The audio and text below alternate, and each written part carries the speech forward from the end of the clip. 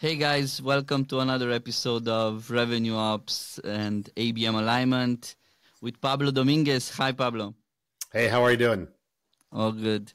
You know, when I was Googling you, I found the Mexican football players. So I didn't know if I will have the Mexican football player or the author of the book, yeah, like What a Unicorn Knows. So I'm very lucky that I'm having the author actually, because you have a decade of experience in sales effectiveness, in sales operations, and now working in a company that day to day works with the CEOs in helping them in this sustainable growth, especially now with this all uncertain times. So pleasure to have you here. um, Maybe we can just dive deep and tell us what do you mean by sustainable growth? Yeah, cool. Well, first of all, thank you for having me. And interesting that you find Mexican soccer players. I am originally from Mexico, so that's great to see. I did play soccer growing up, but clearly I took a different career. Yeah, so what we mean by sustainable growth is, and I think it's very applicable in today's environment, right? Is, are you able to build a business that is sustainable, right? That is going to last long enough to handle the ups and downs of a boom economy or a difficult economy, right? And have you built a business that, where you can sell new business, expand into your existing business, and starts to be profitable, so you're not just relying on growth long term. So that's sort of what we mean by sustainable. Yeah, I think when I was kid, I was just on the fun note. I was big fan of Mexican soap operas, and Talia, like Marimar, all these were like. I even remember the songs, and I suppose Mexico and also Europe or Eastern Europe, where I am from, they always had these businesses that were growing like really, really fast in a very short time, and then something changed in the economy or in the politics, and then everything went down. So for sure, those were not this Sustainable. sustainable, right? So, but now in the tech world, funny enough, we see companies that go down, that we had this we have all the layoffs and growth at all costs, which we had prior the crisis. So I'm just wondering, like, how do you guys work in terms of, because you were mentioning even on your LinkedIn that you're taking the CEOs hand by hand, and you guys are supporting them in that sustainable growth. So let's dissect a little bit this. Then later on we can go more. Yeah, and let me give the listeners some context also, right? So I've been in go-to-market effectiveness now for almost 25 years, right? I started my career in management consulting. Have spent some years in 2 different public companies, and then I went to a startup for 5 years. Had a nice exit there, and then I've been at Insight Partners for almost 5.5 years. And Insight Partners is a private equity and venture capital firm that invests in B2B SaaS growth companies, right? So we're looking for high growth companies in the B2B SaaS place. We have over 500 portfolio companies, all ranging from, you might be doing 1 to 2 million in ARR to, over hundreds of millions in ARR. So it's a good breadth of companies. And so I'm responsible for the advisory team. And so Insight has, obviously some of the best software investors in the world. And then we couple that with a team called Onsite, which is about 50 advisors around product, marketing, engineering, sales, customer success, talent, that are there to work with our founders and CEOs and their teams to help them scale their companies, right? And the team that we have is basically deployed to meet our founders where they are in their journey. So if you're 0 to 10 million. You need things that are very different than if you're 10 to 100 million, 100 million plus. And so you're getting access to resources that have been there and done that for your stage of growth. Really no different than in a regular company when you're selling to a customer, right? You have SMB customers that are very small, then they graduate to mid-market because they get bigger, they go to enterprise, and you deploy different resources and products to them because, you know, a Fortune 500 company needs something different than a small business owner. So we tailor our solutions to work with our founders. And so when we talk about sustainable growth, obviously at 0 to 10, a founder who is finding product market fit, starting to build go-to-market fit, hiring their first head of marketing, head of sales, you're trying to take the pitch out of the founder also, right? Because early on, the founder is the one who's doing everything, right? They're the ones managing the company, doing sales, et cetera. So you're trying to help them build a business that's going to be able to evolve from product market fit to strong go-to-market fit. And so as you scale, right, obviously a company at 50 million or 100 million or 500 million, it's the same strategy to help them continue to scale, but you're using different tools based on where they are.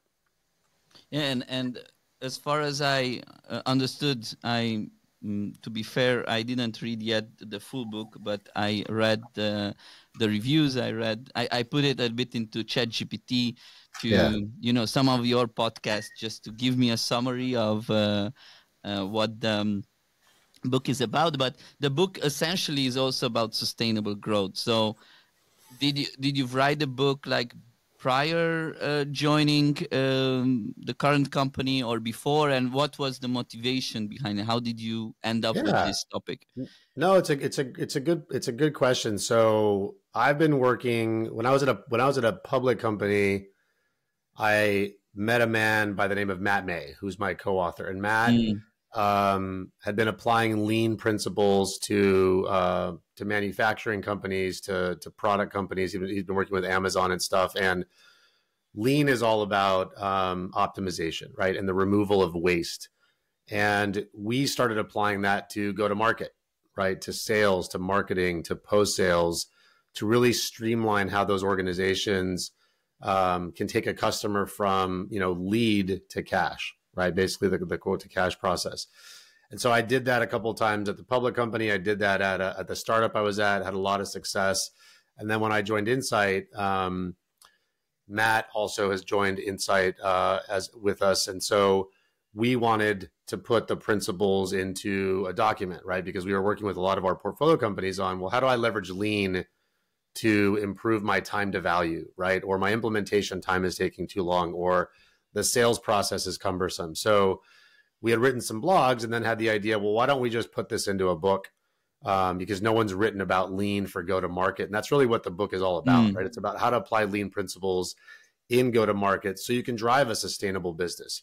And we have really relevant examples of companies that have basically done that, right? And what the best companies do. So the book was all about leveraging 5 principles that allow companies to build a very strong business based on, you know, strong strategy, strong experimentation, driving value for customers, leveraging lean principles, and then obviously tying that in with what we call esprit de corps, having a strong culture and a leadership team. And those 5 things combined are what help build a very strong business. And it's very relevant for those of you in revenue operations, because you're in the middle of, right, well, what systems should I use, or tools, or why are the processes, you know, salespeople are upset that it takes too long to get a quote, or legal takes too long to respond, or finance, or I've got too many steps in the process.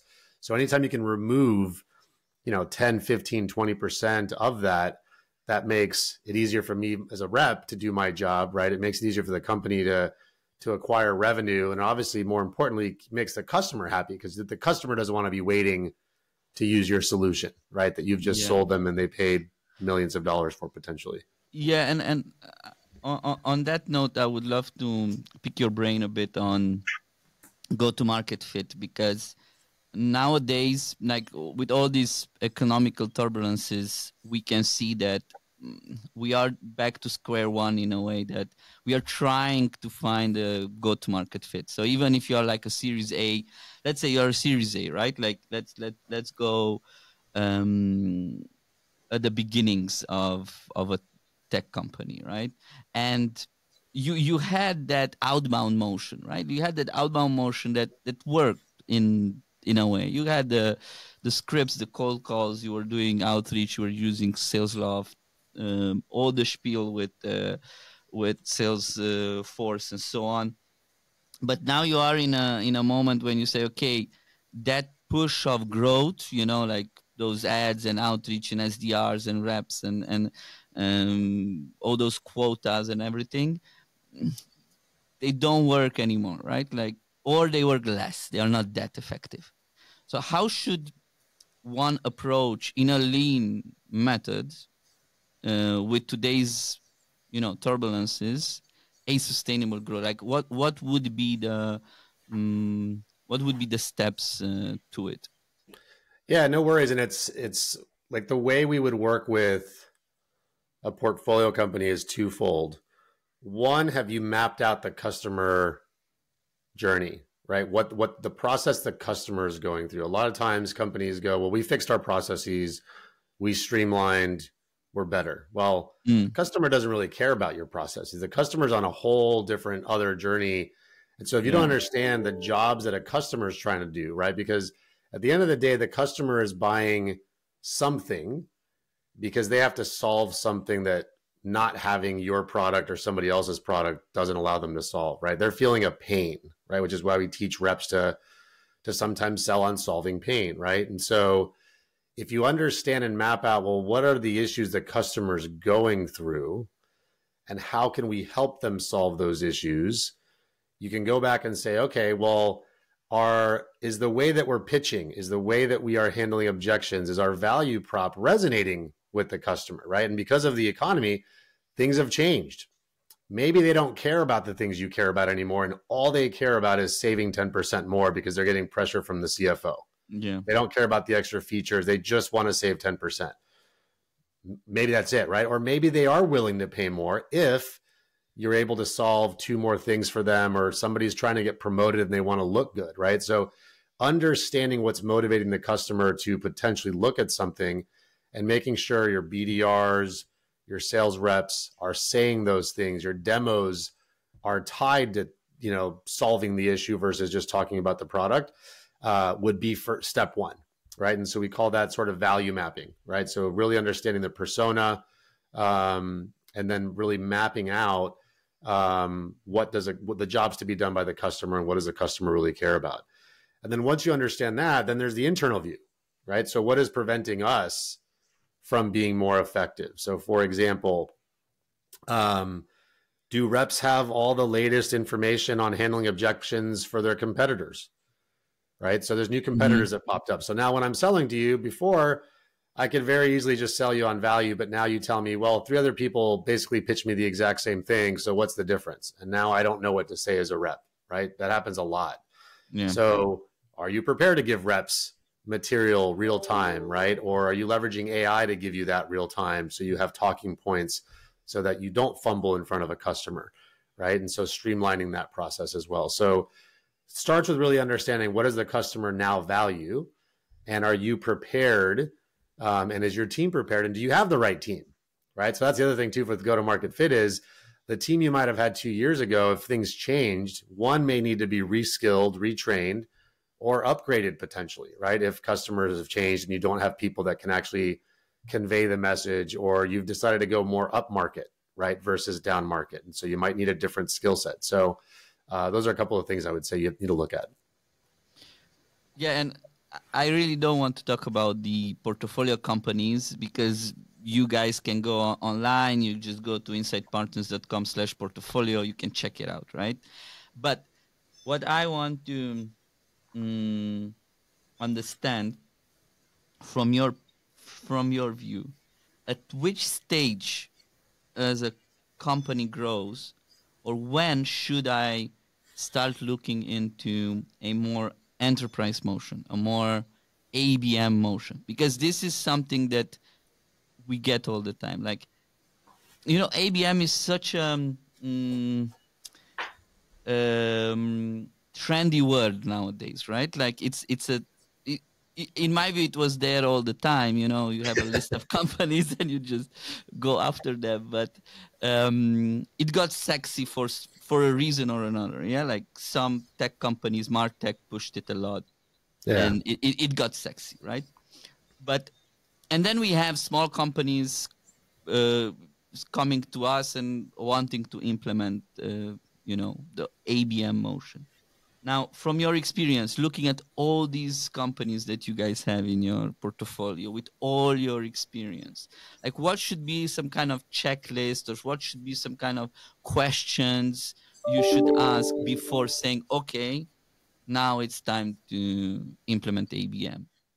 Yes, it's a really good question, and there's no answer that says like, hey, when you get to 20 million, go enterprise. When you get to 50, go enterprise, right? There's companies that have gone to 100 million with pure PLG motion, selling transactional, right? And have never gone enterprise. Yeah, I just talked to Plio from Denmark. No, like they don't do ABM. They are an amazing big team of RevOps. I mean, like 20 plus teams in RevOps. Yep. Great demand gen, on segmentations, subject matter experts on each and every industry, but no ABM. And I said, okay. So, and I was wondering, wow, I am amazed. How come? So, yeah. Yeah, and it depends, right? Because it starts again with product market fit, right? When you build your product, you're thinking, well, who is this product for? Who's going to buy this, right? And how am I going to sell it? Is it going to be product led? Is it going to have product led with some sales led motion? Is it, you know, there's a lot of tools in DevOps that are community led, right? Where DevOps people and programmers are using stuff. And so eventually that turns into enterprise, right? And so I'd say first and foremost, you have to have very strong product market fit down market, because if you don't have that, you're never going to be able to go up market.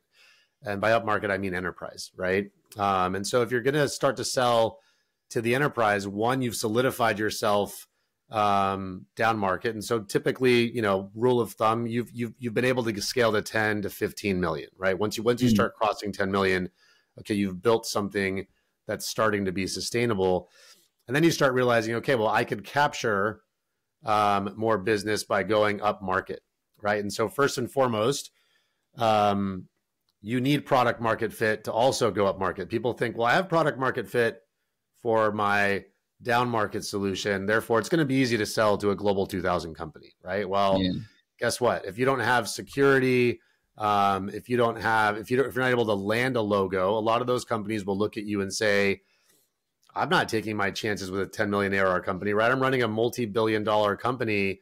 I can't afford for something to go wrong, right? So landing that first customer is super critical. And you'll notice that most companies, when they land that first or second customer, might be giving it away, not for free, right? But you're basically at the whim of whatever that large enterprise customer is asking for. And because that's your reference customer, right? So then the next customer goes, oh, you're doing business with SAP. Therefore, if SAP was willing to do business, and this isn't just some little company, right?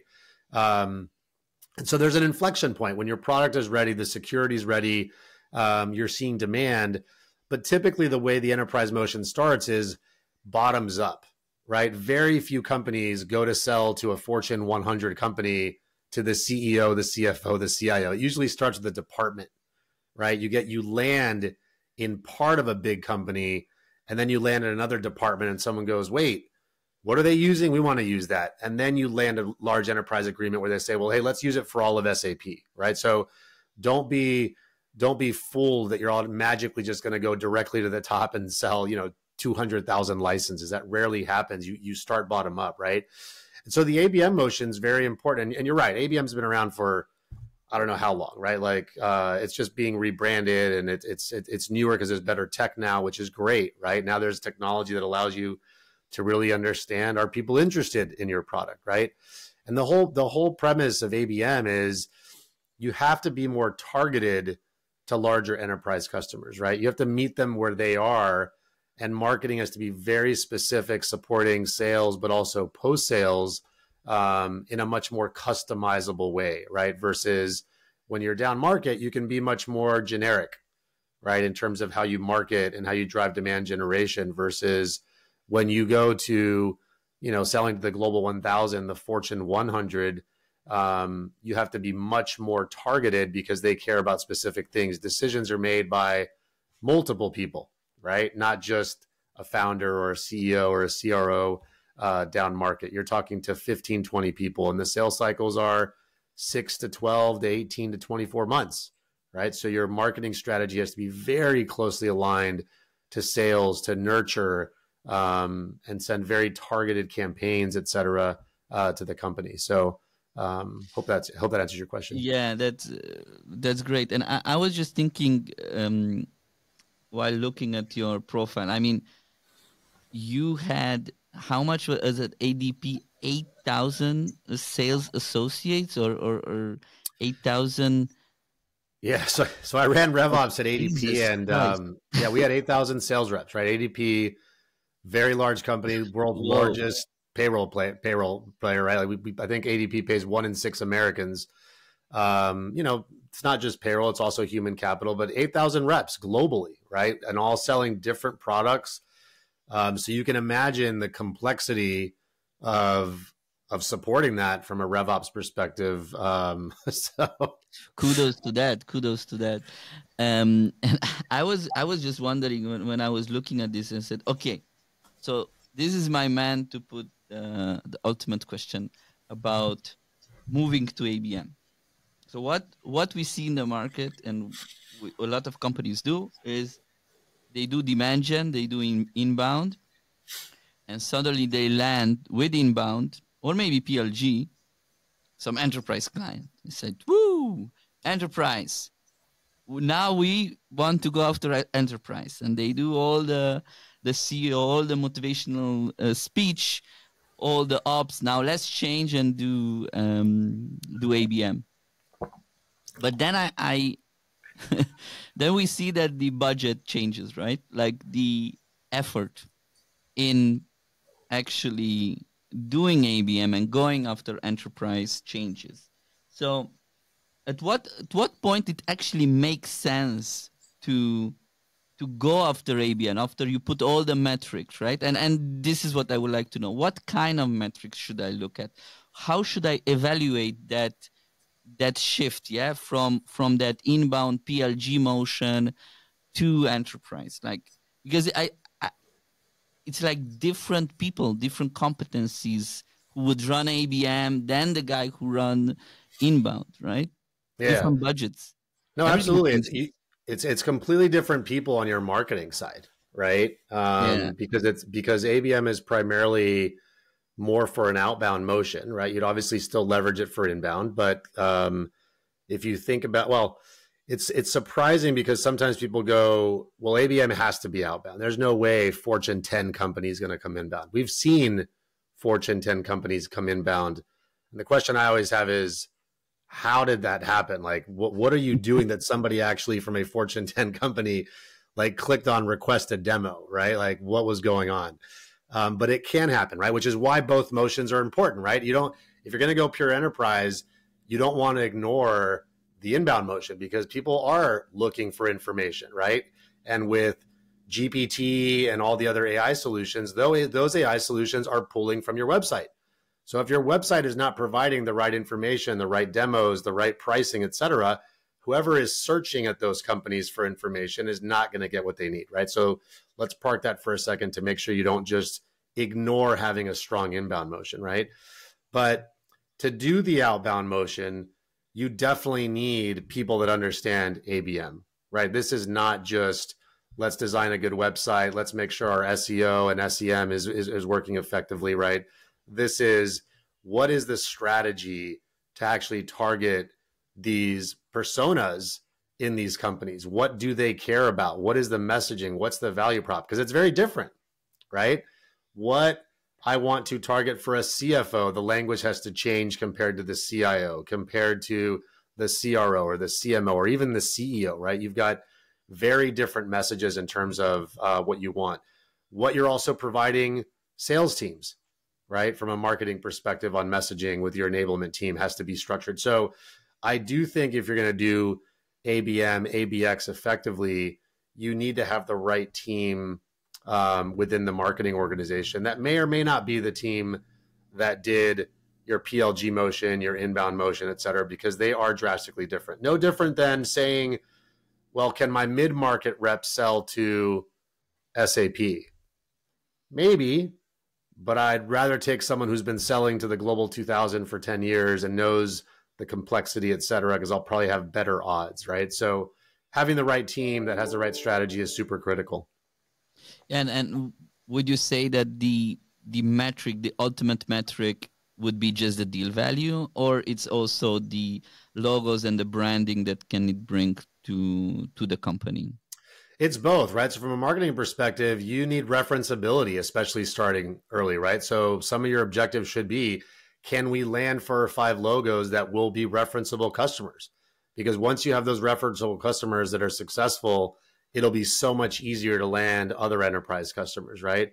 Once you've got that referenceability, I think the metrics should basically align. I strongly believe that marketing, sales, and post-sales metrics should be very aligned, right? I think companies that have that, raise the flag that, hey, we won, we accomplished our goals, but ultimately the business didn't, you have misalignment, right? And so your goal should be, are you achieving the revenue targets or profitability targets that the company set, right?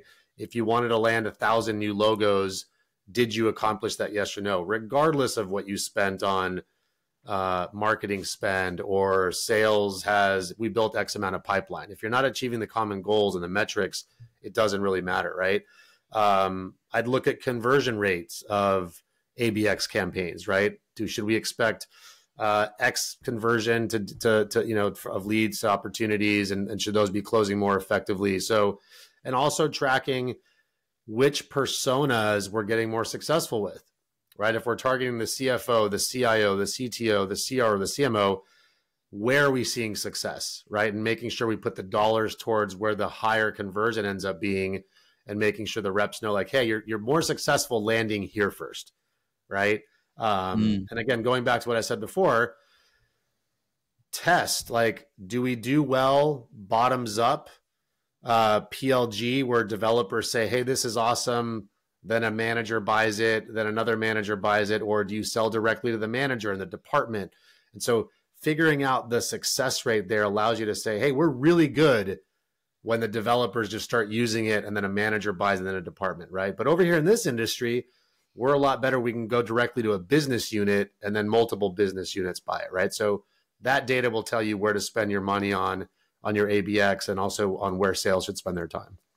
Yeah, and I was saying this a lot, like at the beginning, maybe you start an pilot ABX just for the logos, right? Or just even if you are not bringing that ROI from your first ABM campaign, because this is a marathon. It's not like you want to do first time ABM and you want to be fully having your ROI. It doesn't work like that, because you're changing your team. You're making a huge transformation. You're bringing totally new motion in place. So at the beginning, make an ABM strategy. And this is where I see a lot of mistakes. People try to copy, I don't know, 6 Senses ABM strategy when you are in Series A. It doesn't work like that, right? Like first, 100% agree. First, so by the way, in the book, our second chapter is about experimentation, right? And product teams are very good at experimenting, right? We've all heard about MVPs, right? They release and they iterate, versus just waiting until it's perfect, right? And so I'd say if you're a Series A, Series B, and you want to try enterprise, don't shift your entire company to do enterprise, right? Test it. Have one rep start to do enterprise. Have marketing support that one rep and see, does it work? All right, this didn't work. Let's iterate. Before you say, okay, let's go hire 10 enterprise reps, 3 people in marketing, and go really deep on supporting them with an ABM, ABX campaign. Like, test it first to see what works and then iterate. Once you start getting momentum, then you can double down and go a little bit bigger. Otherwise, you're going to waste a lot of capital on something that may not work.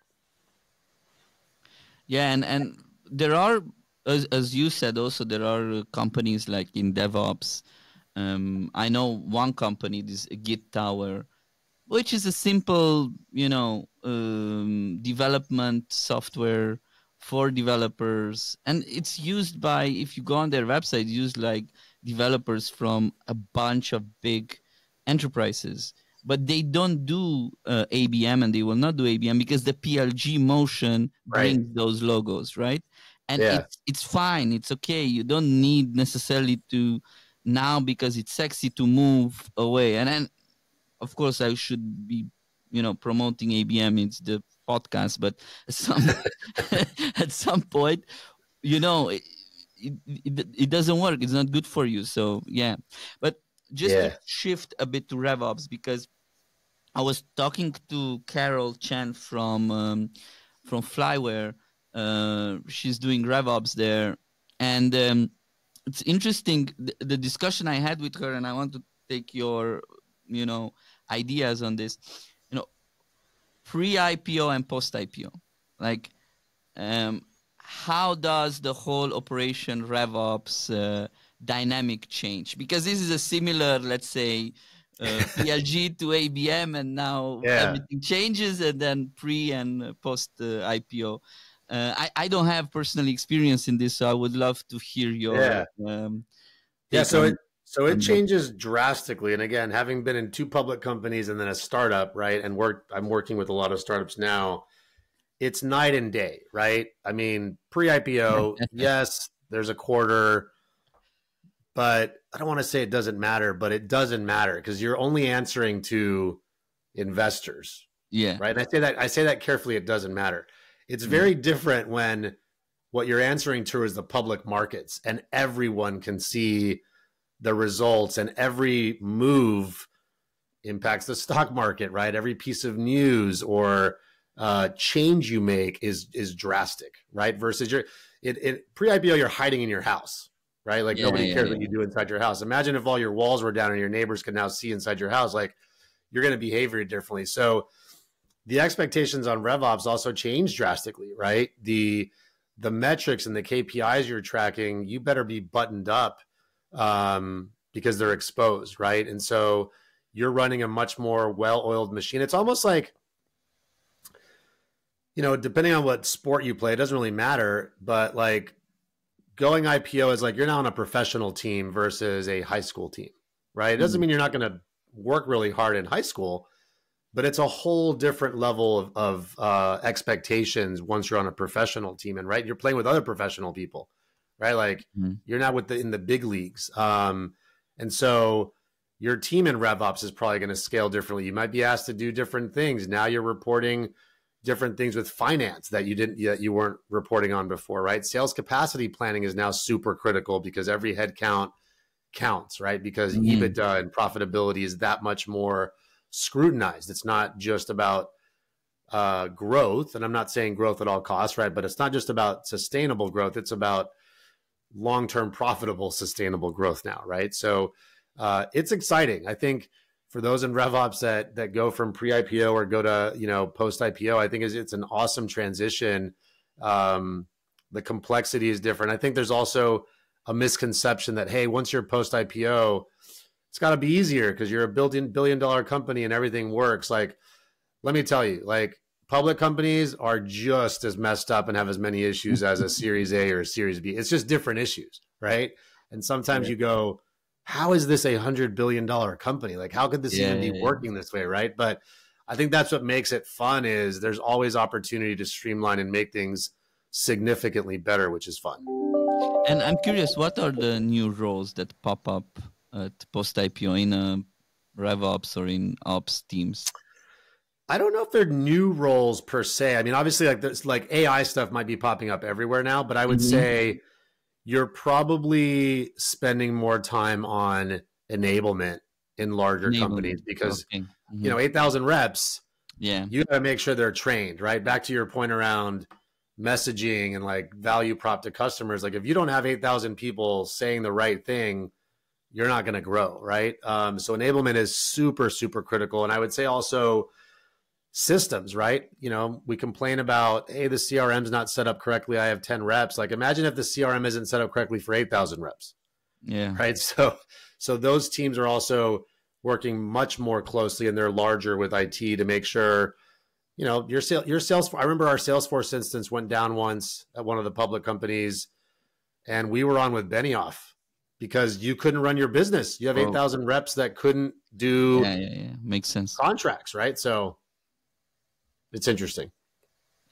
Yeah, and I suppose I come from learning and development from corporations, and then I transitioned to RevOps. So at my heart, I have, the enablement, right? And I think when we talk about enablement, it's very important to, again, don't copy paste, like have that one competency map is very important. So really map out what competence. I know it might sound very corporate, but what competencies you need at which buying journey and which deal stage, because it might be, and and again, for God's sake, let's don't put the SDR reach out to CEOs, like please, if that's possible, because it's peer to peer, right? At the end of the day, like we want to engage with people from whom we can learn, and we can develop ourselves. Like that's a human need that unconsciously we have it, right? So in the learning and development, you need some kind of like if you reach out or do outreach, you need some kind of inspiration, right? So competency, having the right people to inspire in a way, to facilitate that buying journey. That's very important. So in as you said, Pablo, like enablement, that's like critical. But nowadays, going into AI, because this is where enablement becomes very interesting, right? Like the whole the way we work, we shift, and unfortunately there is no time to teach everyone how to use AI, right? Like it's so fast.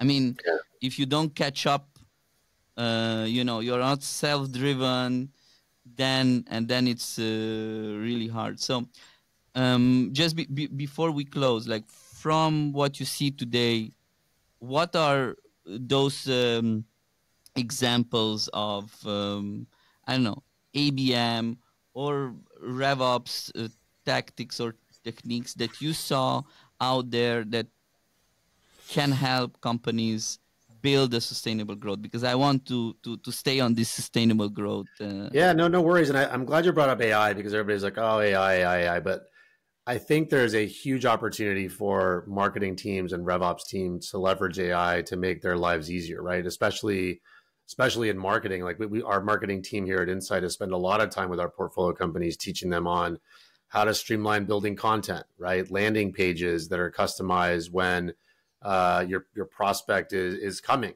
right? And so I know who you are, again, from an ABM perspective, right? If I'm using certain ABX tools, right, I can customize the landing page to your industry or your role fairly quickly with the help of AI, right? I can write blogs and tailor content specifically that I can send to you if you're a CFO or a CIO, right? So what used to take me, maybe hours or days or weeks to customize, I can do in minutes, right? And so that allows me to refocus my time.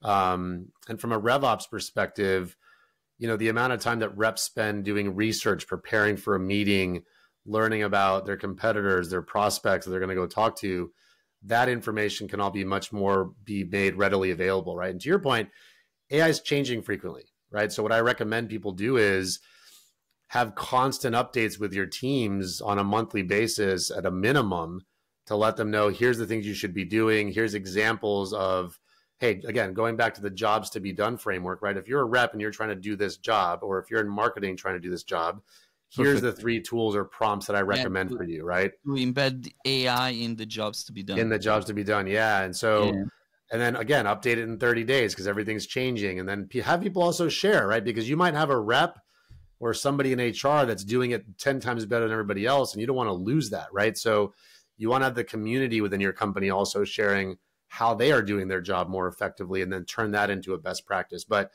you're right. For the first time in history, at least since I've been alive, like things are changing by the second, right? Like you think you have a best practice and the next week it changes completely. So you've got to stay on top of it. Otherwise you'll get left behind. That's my feedback. Yeah, thanks a lot, Pablo. Like I loved it. I loved it. And it was a pleasure to have you. Likewise. Tell us just how can people find you? Obviously on LinkedIn, but what are some, other books or podcasts, episodes where they can learn more about you? Yeah, no worries. Anybody's welcome to find me on LinkedIn. Obviously, my name's Pablo Dominguez, and happy to connect and talk to people. And if you want to hear more about the book, you can go to whataunicornknows.com, and the first chapter's up there for free. I've talked about it in a couple of podcasts, so if you want to listen to those, they can summarize. You can just Google it and find it. But yeah, happy to connect with anybody, and thank you so much for having me on. Thank you. Thank you a lot. Take care, guys. Bye. Cool.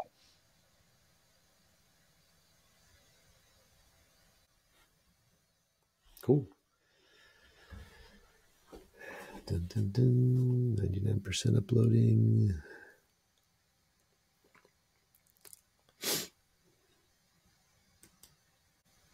I think it was good, right? Good. Yeah. Thank you so much. I appreciate it.